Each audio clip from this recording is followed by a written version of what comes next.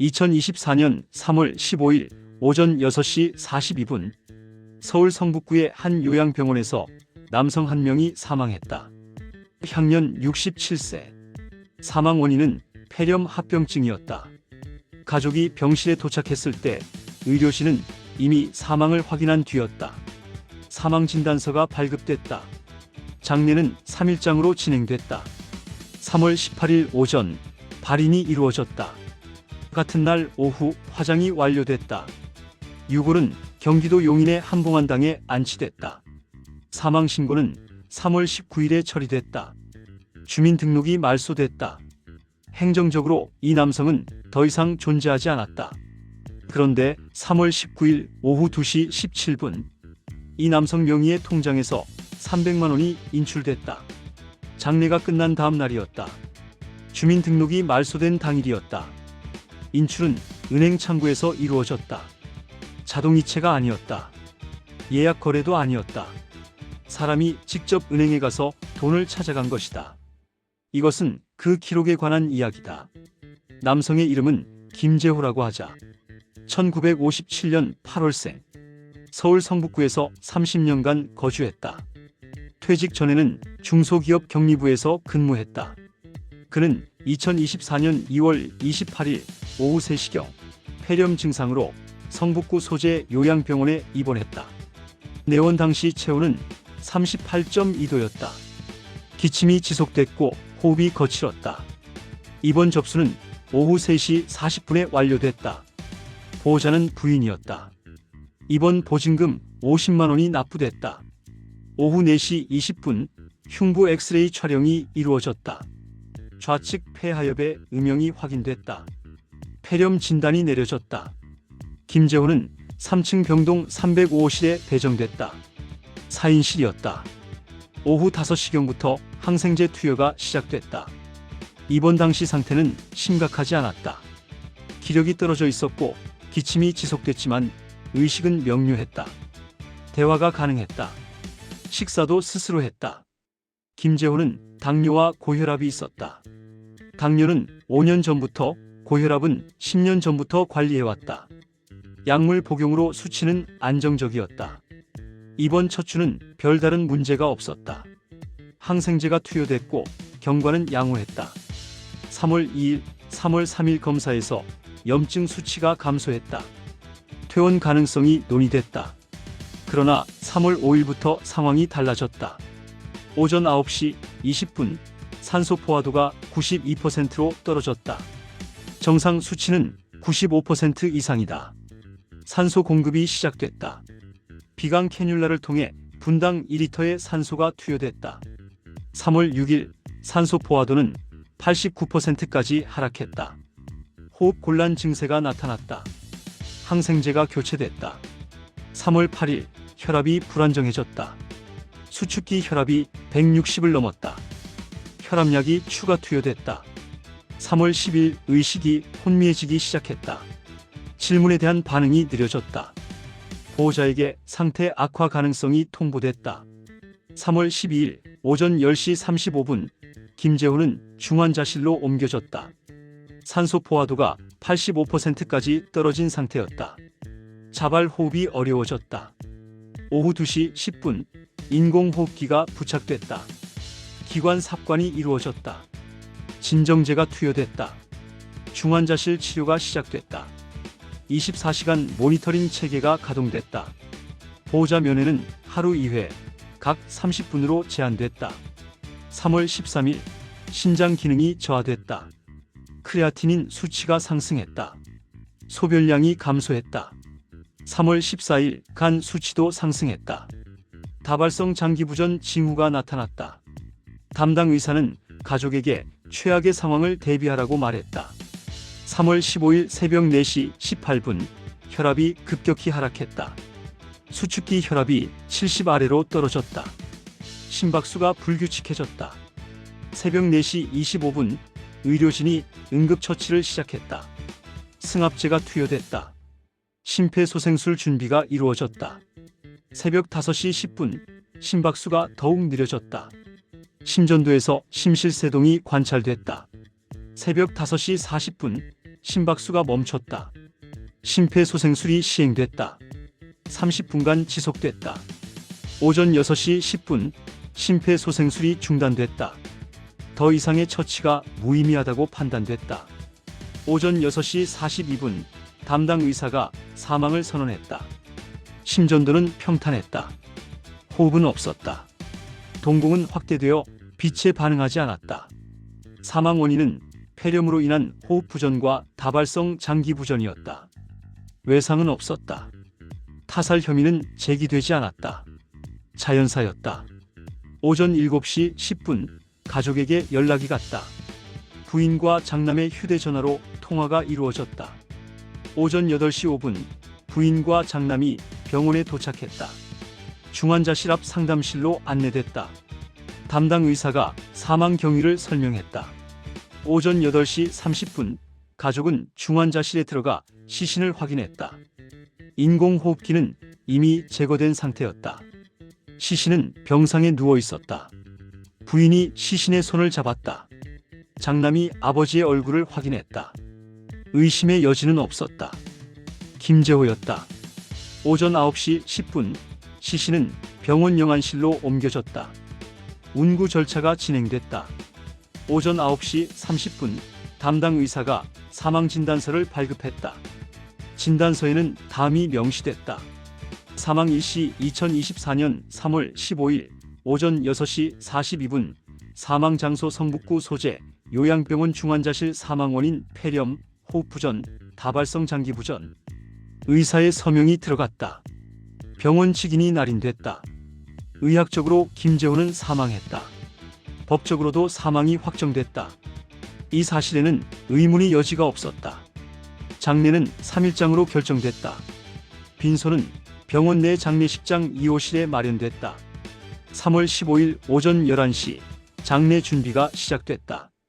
장례 지도사가 배치됐다. 영정 사진이 걸렸다. 수의가 준비됐다.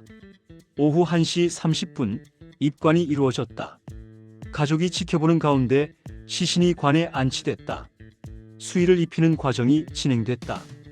오후 3시경 빈소가 개설됐다. 조문객 접수가 시작됐다. 3월 15일 오후부터 조문객이 찾아오기 시작했다. 친척들이 먼저 도착했다. 김재호의 형, 누나, 조카들이 왔다. 저녁 7시경부터 과거 직장 동료들이 조문했다. 김재호가 25년간 근무했던 회사의 사람들이었다. 퇴직한 지 7년이 지났지만 여전히 연락하던 싸이들이었다. 3월 16일 오전부터 지인들이 이어졌다. 동네 이웃, 친구, 지인들. 오후에는 부인 쪽 친척과 지인들도 조문했다. 3월 17일에도 조문이 계속됐다. 총 120여 명이 빈소를 다녀간 것으로 추정된다. 조객록에 기록된 인원이다. 빈소는 24시간 유지됐다. 가족이 교대로 자리를 지켰다. 장남과 차남이 번갈아가며 밤샘을 했다. 3월 18일 오전 7시 마지막 조문이 마무리됐다. 발인 준비가 시작됐다. 오전 8시 30분 성복 의례가 진행됐다. 약식이었지만 절차는 지켜졌다. 오전 9시 발인이 진행됐다. 관이 영구차에 실렸다. 영정을 든 장남이 앞섰다. 가족과 친척 15명이 동행했다. 오전 9시 20분 영구차가 병원을 출발했다. 목적지는 경기도 평택에 있는 화장장이었다. 거리는 약 80km였다. 경부고속도로를 이용했다. 오전 11시 10분 평택 화장장에 도착했다. 화장장 연결실로 이동했다. 관이 안치됐다.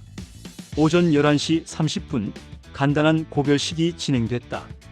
종교 의례는 없었다. 김재호는 무교였다. 가족들이 마지막 인사를 했다. 부인이 관을 어루만졌다. 장남과 차남이 절을 올렸다. 오후 12시 50분 관이 화장로로 옮겨졌다. 화장장 직원이 절차를 안내했다. 가족은 대기실로 이동했다. 오후 1시 10분 화장이 시작됐다. 소요 시간은 약 90분으로 안내됐다. 오후 2시 50분 화장이 완료됐다. 냉각 시간 20분이 추가로 필요했다. 오후 3시 10분 6홀 수습이 이루어졌다. 화장장 직원이 6홀을 수습해 고람에 담았다. 가족이 입회했다. 오후 3시 40분 6홀을 봉안당으로 운구하기 위해 화장장을 출발했다. 목적지는 용인시에 있는 봉안당이었다. 오후 4시 20분 봉안당에 도착했다. 관리사무소에서 안치 절차를 진행했다. 오후 4시 30분 6홀이 봉안당 3층 217호 칸에 안치됐다. 명패가 부착됐다. 김재호 1957년 8월 12일, 2024년 3월 15일 모든 장례 절차가 완료됐다. 가족은 오후 5시경 봉안당을 떠났다. 3월 19일 오전 10시 부인과 장남은 성북구청을 방문했다. 사망 신고를 하기 위해서였다. 민원실 8번 창구에서 접수했다. 제출한 서류는 다음과 같다. 사망진단서, 원본 가족관계 증명서, 신고인 신분증. 오전 10시 40분 서류 검토가 완료됐다. 오전 11시 15분 사망 신고가 접수됐다. 행정 시스템에 입력됐다. 김재호의 주민등록번호가 말소 처리됐다. 주민등록증은 회수됐다. 오전 11시 20분 가족은 구청을 나왔다. 행정적으로 김재호는 더 이상 존재하지 않았다. 장례는 정상적으로 완료됐다. 법적 절차도 마무리됐다. 모든 것이 끝난 것처럼 보였다. 3월 19일 오후 2시 17분 서울 강북구 미아동의 한 은행 지점에서 거래가 발생했다. 김재호 명의의 보통예금 계좌에서 300만 원이 인출됐다. 계좌번호는 110-땡땡땡땡-땡땡땡땡이었다. 거래 유형은 창구 출금이었다. 자동이체가 아니었다. 예약 거래도 아니었다. 온라인 뱅킹이나 ATM 인출도 아니었다. 누군가 은행 창구에 직접 방문해서 돈을 찾아간 것이다. 이 계좌는 김재호가 15년간 사용해온 급여 계좌였다. 2009년 개설됐다. 당시 근무하던 회사의 급여가 이 계좌로 입금됐다. 퇴직 후에도 계좌는 유지됐다. 국민연금이 매달 이 계좌로 들어왔다. 매월 25일 약 115만 원씩 입금됐다. 3월 19일 기준 잔액은 약 870만 원이었다. 2월 25일 입금된 연금 115만 원이 포함되어 있었다. 생활비로 일부 사용됐지만 대부분 그대로 남아 있었다. 김재호는 이 계좌 외에도 적금 계좌 하나를 더 보유하고 있었다. 그쪽 잔액은 약 2,300만 원이었다. 그러나 이날 거래가 발생한 것은 보통 예금 계좌였다. 오후 2시 17분 거래 당시 상황을 재구성해보자. 누군가 강북구 미아동 은행 지점에 들어갔다. 대기 번호표를 뽑았을 것이다. 순서를 기다렸을 것이다. 창구 직원이 호출했다. 거래자가 창구 앞에 섰다. 출금하시겠습니까? 네, 300만 원 출금하려고요. 통장이 제시됐다. 신분증이 제시됐다. 창구 직원은 통장을 확인했다. 계좌번호, 예금주 이름, 잔액을 확인했다. 신분증을 확인했다. 주민등록증이었다. 이름 김재호 생년월일 1957년 8월 12일 주소 서울시 성북구. 직원은 신분증 사진과 거래자의 얼굴을 대조했다. 문제가 없었다. 본인 확인이 완료됐다. 비밀번호 입력해주세요. 거래자가 비밀번호를 입력했다. 4자리 숫자였다. 비밀번호가 일치했다. 300만 원 출금하시겠습니까? 네. 직원이 현금을 준비했다. 만원권 지폐 300장. 개수기로 확인했다. 확인하시겠습니까? 거래자가 현금을 받았다. 통장에 거래 내역이 기록됐다. 출금 일시 2024년 3월 19일 1417 출금 금액 300만원 거래 후 잔액 570만원. 거래가 완료됐다. 거래자는 은행을 나갔다. 정상적인 절차였다. 은행 시스템상 아무런 문제가 없었다. 규정 위반도 없었다. 그러나 이 시각 김재호는 이미 사망한 지 4일째였다. 장례가 끝난 다음 날이었다. 주민등록이 말소된 지 3시간 2분 후였다. 은행은 사망 사실을 알 수 없었다. 금융기관은 사망 신고가 행정 시스템에 입력되더라도 실시간으로 연동되지 않는다. 사망 정보가 금융기관에 전달되는 방식은 두 가지다. 첫째, 가족이 직접 은행에 통보하는 경우 사망 진단서를 지참해 은행을 방문하면 계좌가 즉시 정지된다. 둘째, 상속 절차가 시작되는 경우 법원에 상속 관련 서류가 제출되면 금융기관에 통보가 간다. 그러나 김재호의 가족은 아직 은행에 사망 사실을 통보하지 않았다. 상속 절차도 시작하지 않았다. 장례를 마친 직후였다. 행정 절차만 급하게 마무리한 상태였다. 금융 관련 절차는 나중에 처리할 계획이었다. 그 시간 차이 속에서 거래가 이루어졌다. 첫 번째 가능성, 가족이 인출한 것일 수 있다. 김재호의 부인이나 자녀가 장례 비용을 충당하기 위해 돈을 찾았을 가능성이다. 장례 비용은 적지 않다. 병원비, 장례식장 비용, 화장 비용, 봉안당 안치 비용, 조문객 접대비 모두 합치면 500만 원에서 700만 원 정도가 든다. 김재호의 경우도 비용이 상당했을 것이다. 3일장에 120명의 조문객, 화장과 봉안당 안치 비용을 충당하기 위해 고인의 계좌에서 돈을 인출하는 것은 흔한 일이다. 법적으로는 문제가 될 수 있지만 실무적으로는 자주 발생한다. 가족이 고인의 통장과 신분증을 가지고 은행에 가서 돈을 찾는다. 은행 직원은 신분증을 확인하고 거래를 처리한다. 장례 직후라면 가족의 얼굴은 지쳐있고 초췌하다. 67세 남성과 비슷해 보일 수도 있다. 특히 장남이나 차남이 아버지와 닮았다면 은행 직원이 의심하지 않을 수 있다. 두 번째 가능성, 생전에 동의가 있었을 수 있다. 김재호가 입원 중에 가족에게 통장과 신분증을 맡겼을 가능성, 내가 죽으면 장례 비용으로 쓰라고 말했을 수도 있다. 실제로 많은 노인들이 이렇게 한다. 건강이 악화되면 금융 관련 물품을 가족에게 미리 넘긴다. 만약의 사태에 대비하는 것이다. 이 경우 가족은 고인의 뜻에 따라 거래를 한 것이다. 도덕적으로나 실질적으로 문제가 없어 보인다. 법적으로는 여전히 문제가 있지만 가족 입장에서는 정당한 행위다. 고인이 허락한 것이니까. 세 번째 가능성, 금융 시스템 오류일 수 있다. 사망 신고와 금융 시스템 간 연동 시차 때문에 발생한 기술적 문제 또는 누군가 실수로 잘못된 거래를 처리했을 가능성. 은행 시스템은 완벽하지 않다. 오류가 발생할 수 있다. 특히 수작업이 개입되는 창구 거래에서는 이 단계에서는 모두 그럴듯해 보인다. 충분히 납득 가능한 시나리오들이다. 그러나 기록은 다른 이야기를 한다. 첫 번째 설명부터 살펴보자. 가족이 인출했다는 가능성이다. 3월 19일 오후 2시 17분 인출이 이루어진 시각. 이 시각에 김재호의 부인과 장남은 어디에 있었나? 용인 봉안당에 있었다. 유골 안치는 3월 18일에 완료됐지만 추가 절차가 남아 있었다. 봉안당 관리비 납부, 장기 계약 체결, 법회 일정 조율. 3월 19일 오전 11시 부인과 장남은 다시 용인 봉안당을 방문했다. 관리사무소에서 계약서를 작성했다. 계약서 작성 시각은 오후 2시 5분. 관리사무소 직원의 기록에 남아있다. 비용 납부 영수증 시각은 오후 2시 23분.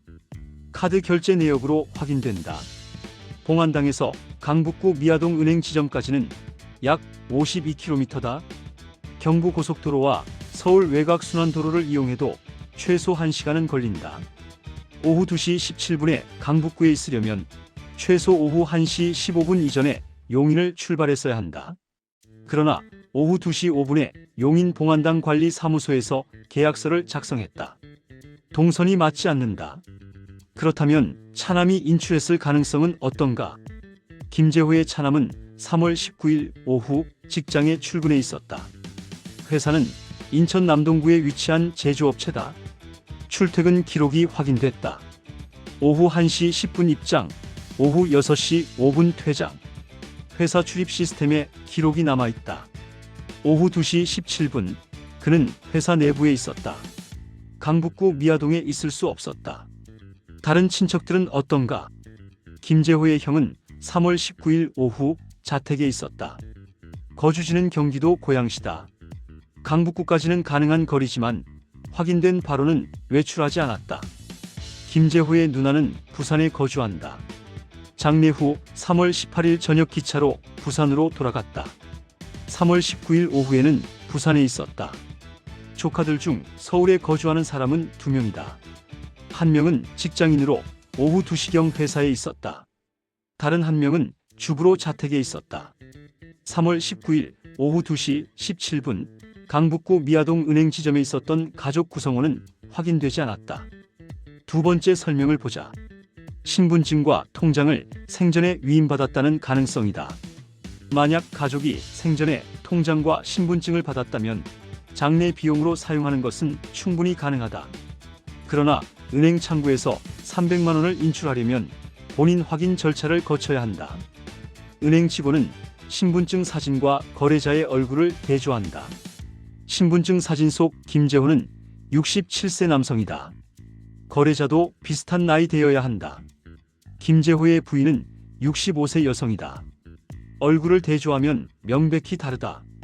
장남은 39세, 차남은 36세다. 67세와는 30년 차이가 난다. 아무리 닮았어도 구분이 가능하다. 은행 직원이 이를 놓칠 리 없다. 그렇다면 거래 당시 신분증 확인이 제대로 이루어지지 않았을 가능성은 어떤가? 은행 창구 거래는 엄격한 절차를 따른다. 특히 고액 출금의 경우 신분 확인은 필수다. 300만 원은 고액에 해당한다. 신분증 사진과 얼굴 대조는 반드시 이루어진다. 이것은 은행의 기본 규정이다.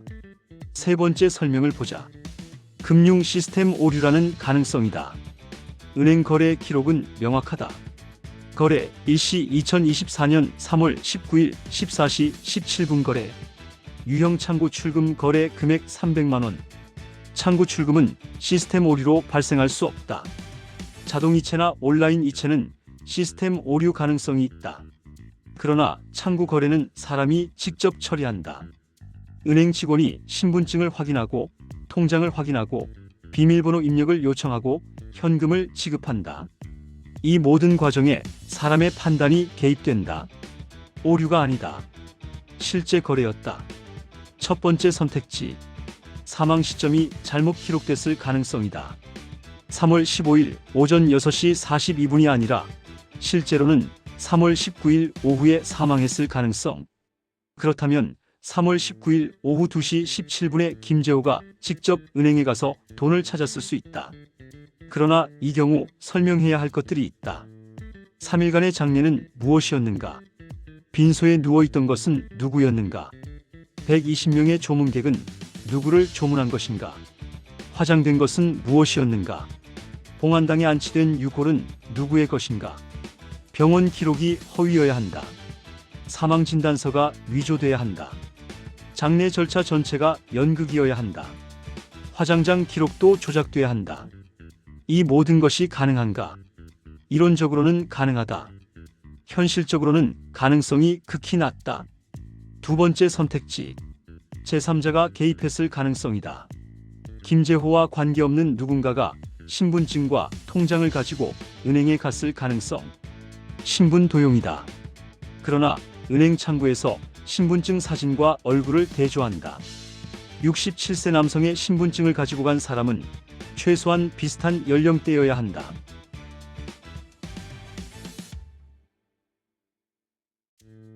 외모도 닮아야 한다. 얼마나 닮아야 하는가? 일란성 쌍둥이 정도는 아니더라도 형제나 사촌 정도는 닮아야 한다. 김재호에게 형제가 있었다. 형 1명, 누나 1명. 형은 71세다. 외모가 비슷할 수 있다. 형이 김재호의 신분증을 가지고 은행에 갔다면 은행 직원이 속을 수 있다. 그러나 왜 형이 그랬겠는가? 장례 비용을 대신 인출해 주려고. 그렇다면 가족과 합의가 있었다는 뜻이다. 만약 합의가 있었다면 그것은 제3자 개입이 아니라 가족 공모에 가깝다. 세 번째 선택지. 가족 중 누군가가 공모했을 가능성이다. 김재호와 외모가 비슷한 친척이 신분증을 가지고 은행에 갔을 가능성. 가족이 묵인하거나 협조했을 가능성, 장례 비용을 충당하기 위해 불법적인 방법을 동원했을 가능성. 그러나 300만 원은 큰 돈이 아니다. 김재호의 계좌에는 870만 원이 있었다. 전액을 인출하지 않고 300만 원만 인출한 이유는 무엇인가? 장례 비용으로 사용하기 위해서라면 필요한 만큼 인출하는 것이 합리적이다. 500만 원, 600만 원 또는 전액 300만 원만 인출한 것은 의도적으로 보인다. 주의를 끌지 않기 위해서일 수 있다. 또는 다른 이유가 있을 수 있다. 네 번째 선택지. 사망이 위장됐을 가능성이다. 김재호가 실제로는 살아있고 사망을 위장했을 가능성. 그렇다면 모든 것이 설명된다. 3월 19일 오후 2시 17분 김재호가 직접 은행에 가서 300만 원을 인출했다. 자기 돈을 찾은 것이다. 그러나 화장이 이루어졌다. 유골이 봉안당에 안치됐다. 화장된 것이 김재호가 아니라면 그것은 무엇이었는가? 다른 시신이었는가? 그렇다면 그 시신은 어디서 왔는가? 병원에서 시신을 바꿔치기 했는가? 영안실에서 장례식장에서 화장장으로 가는 도중에? 가족은 왜 모르는가? 가족도 공모자인가? 설명은 복잡해진다. 가능성은 낮아진다. 사건은 아직 설명되지 않았다. 공식 결론은 없다. 김재호는 2024년 3월 15일 오전 6시 42분에 사망했다. 이것은 의학적, 법적으로 확정된 사실이다. 담당 의사가 사망을 선언했다. 사망 진단서가 발급됐다. 장례가 치러졌다. 화장이 이루어졌다. 유골이 안치됐다. 사망 신고가 완료됐다. 그러나 3월 19일 오후 2시 17분 그의 계좌에서 300만 원이 인출됐다. 이것도 확정된 사실이다. 은행 거래 기록이 남아있다. 창구 출금이었다. 신분증이 확인됐다. 통장이 제시됐다. 비밀번호가 입력됐다. 현금이 지급됐다. 두 사실 사이에는 모순이 있다. 이 모순을 설명할 수 있는 단일한 이론은 아직 없다. 가족이 인출했다는 설명은 동선과 맞지 않는다. 생전 위임 설명은 신분 확인 절차를 통과하기 어렵다. 제3자 개입 설명은 외모 유사성을 요구한다. 사망 시점 오류 설명은 장례 절차 전체를 부정해야 한다. 시스템 오류 설명은 거래 유형과 맞지 않는다. 기록은 남아있다. 해석은 비어있다. 누군가 그날 오후 강북구 미아동 은행 지점에 갔다. 대기 번호표를 뽑았다. 창구 앞에 섰다. 김재호의 신분증을 제시했다. 통장을 내밀었다. 비밀번호를 입력했다. 300만 원을 받아갔다. 은행을 나갔다. 그 사람이 누구였는지는 확인되지 않았다. 사건은 기록 속에 남아있다. 답은 아직 기록되지 않았다. 이 영상이 도움이 되셨다면 구독과 좋아요 부탁드립니다. 다음 회차에서는 사망 직전 8억 원이 인출된 사건을 다룹니다.